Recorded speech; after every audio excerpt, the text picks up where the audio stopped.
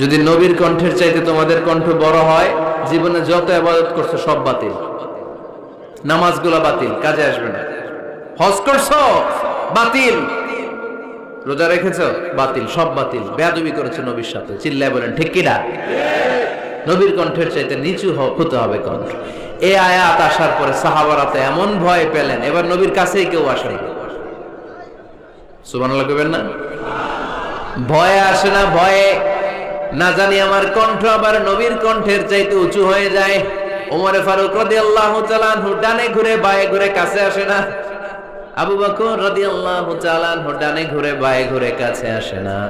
আল্লাহর হাবিব ওমরে ফারুককে ডাক দিলেন, এই ওমর সামনে আসো, এদিকে আসো। ওমরে ফারুক আসলেন, কিন্তু ওমরে ফারুক এত আস্তে আস্তে কথা বলেন, বিশ্বনবী ওমরে ফারুকের কথা কানে শোনে না।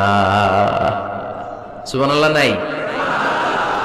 এত আস্তে আস্তে ওমরে ফারুক কথা বলেন, বিশ্বনবী শুনতে পান না। ওমর কি বললা, একটু জোরে বলো না। ওমরে ফারুক একটু জোরে বললেন, তাও শুনেন না। বিশ্বনবী বললেন, আরেকটু সাউন্ড বড় করে বলো, আমি তো শুনি না, জোরে বলো। ভয়, কারণ কণ্ঠ যদি উঁচু হয়ে যায় আমার নবীর কণ্ঠের চাইতে, জীবনের সব ইবাদত শেষ। এজন্য কথা কওয়ার দরকার নেই, ইবাদত গুলো ঠিক থাকে, আওয়াজ করে পড়তে হবে আল্লাহু আকবার।